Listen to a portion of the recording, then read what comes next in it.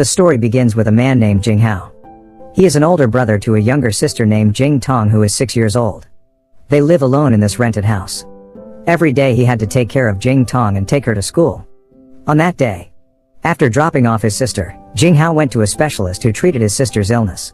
It is said that Jing Tong, who was 6 years old, had an abnormality in her heart, so that the breath is often short of breath when the air pressure is low. Jing Tong's disease is a hereditary disease. It was when Jing Tong was little. Their mother was also hospitalized and later died of the same disease.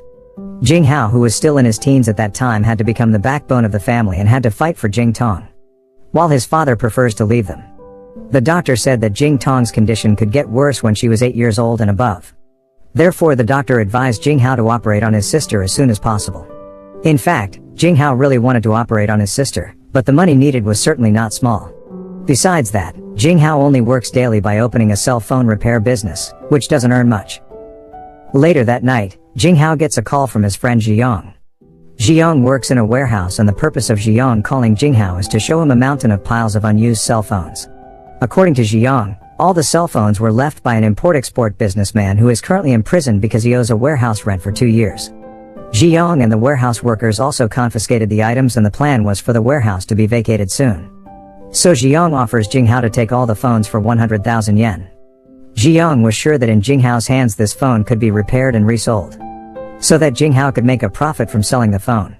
When he got home, Jing Hao immediately checked the quality test file of the cell phone, which on average did not pass the quality control. Jing Hao also tries to repair one of the phones. With years of experience repairing damaged cell phones, plus adequate equipment and skills, the phone managed to turn on again.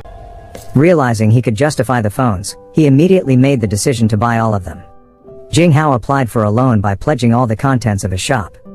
The next morning, he went to the electronics sales center to offer his product, and while offering the product he calculated the profits. After calculating the estimated profit of 900,000 yen, the amount is very large and certainly more than enough to operate on his sister.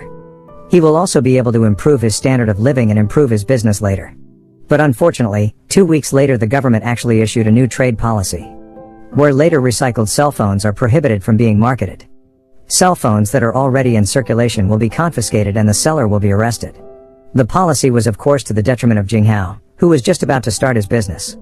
Jing Hao was only able to sell a few units, while other cell phone warehouses are still piling up. Jing Hao then decides to go to the headquarters of Shining Electronics, the cell phone manufacturer that Jing Hao bought. He met a manager named Lai Ping. Jing Hao offers Lai Ping to offer the market the spare parts of the cell phone that he recovered, because according to Jing Hao there is a big market in the international market and this business will become an industrial chain. However, Lai Ping refused because he considered that the spare parts offered by Jing Hao, the mobile phone repairman, would not pass the quality control test. Jing Hao was adamant that the parts would pass the test. With a heavy heart, Lai Ping accepted Jing Hao's request. After that day after day he passed with hard work, starting from dissecting the largest to the smallest components. Of course it was not an easy thing, but with his hard work and persistence, he finally managed to complete all of that, complete with a guidebook that he made himself. Part quality tests were also carried out, and as a result the parts made by Jing Hao passed the quality test. The first step was successfully completed. He then immediately went to meet Lai Ping, who happened to be welcoming the managing director of Shining Electronics named Mr. Zhao. Jing Hao notices that the parts have passed the test and recalls yesterday's agreement that if Jing Hao passes the test, Lai Ping will buy the parts. But Lai Ping said he never said that. He also tells Jing Hao to stop bothering him because Lai Ping doubts Jing Hao because he is still 20 years old. Not discouraged, Jing Hao waited for Mr. Zhao and offered the same proposal to Mr. Zhao and asked for 10 minutes to explain. Mr. Zhao, who was rushing to board the carriage, paid no heed to Jing Hao. Don't just give up. Jing Hao decided to catch the train on his motorbike. Luckily Jing Hao made it in time and again asked Mr. Zhao for 10 minutes. After listening to Jing Hao's presentation, Mr. Zhao says that Jing Hao won't be able to save all the parts of the phone. Jing Hao asked if he could do it, would Mr. Zhao buy it? Zhao agrees, but he will not give an advance.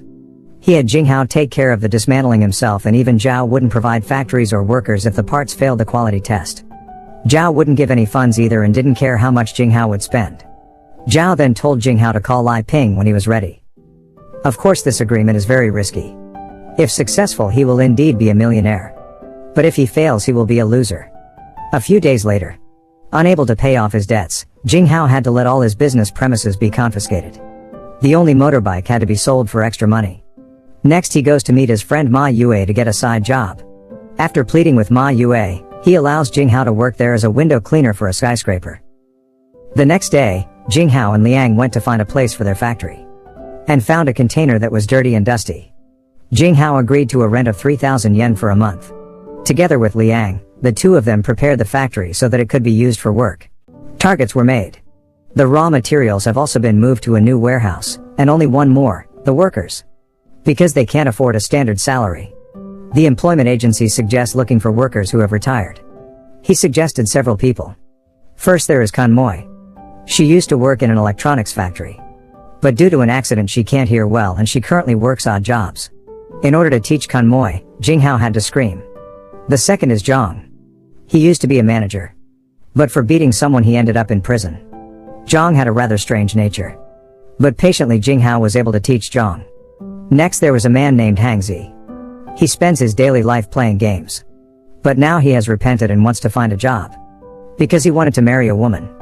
He also begs Jing Hao to take his friend Cho. On the other hand, Liang also brought some residents of the nursing home who he said wanted to help Jing Hao. Even though they are old but their work experience can be used. Long story short, the electronic components factory, which is named Nice View, will operate with these workers.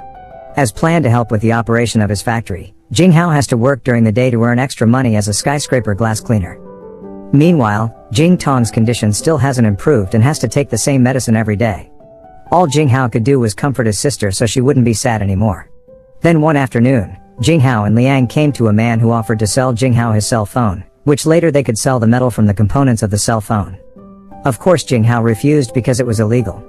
A few weeks later, Hang Zi also married the woman he idolized. All the factory workers were there to celebrate his wedding. Even Jing Hao is trusted to give a speech at the wedding. Coming back from the wedding party, Jing Hao is instead kicked out of the rented house and has to pay his arrears for 3 months. Having nowhere to go that night, Jing Hao had to ask Liang's wife for help so that Jing Tong could spend the night at their place. In the following days, Jing Hao decides to take his sister to live in the factory. The bedroom was only made and insulated using a pile of cardboard boxes. This was the hardest ordeal for Jing Hao to have to see his sick sister lying asleep in an inappropriate place. However, due to a very poor situation, he had to be willing to let his sister sleep in the factory. Seeing his younger sister condition, Jing Hao didn't want to give up on the situation. Because the happiness he really wanted to achieve at this time was to see his sister recover from an illness. Therefore Jing Hao tirelessly spent his time working and working. During the day he works as a glass cleaner and at night he is willing to stay up late to work on the missing production. Jing Hao's suffering did not stop there. One day he had to be called by the owner of the factory because he was in arrears for 2 months of rent. Jing Hao naturally asked for leniency since he was currently having a hard time. But the landlord doesn't care and asks Jing Hao to pay off the arrears or leave. One day, in the middle of a storm and heavy rain, Jing Hao tried to intercept Lai Ping's car. In the car, Jing Hao begs Lai Ping to lend him 100,000 yen because he's really in trouble. But Lai Ping refused and said the reason Mr. Zhao made a contract with him was because Zhao had respect for Jing Hao. But if Zhao sees you now, will he still pay his respects? Lai Ping said. Hearing this, Jing Hao thought there was a point because in times of trouble like this he had to work on his own so that he could finish the job. Jing Hao really didn't know what to do. He only remembers his promise to his mother before she died to take good care of Jing Tong. The next morning, again he had to see the roof where he put his cell phone collapsed due to the rainstorm last night. Plus the landlord said that within 3 days Jing Hao had to pack up his things because the factory would be rented out to someone else.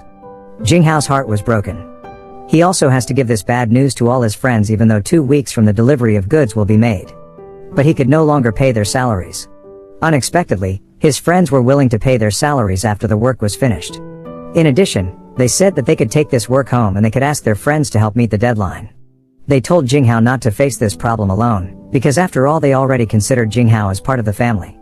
They then finished the work from their respective homes. Jing Hao and Jing Tong temporarily live and work at the nursing home. One night, Jing Tong wakes up from her sleep and she thanks her brother for working so hard to take care of her.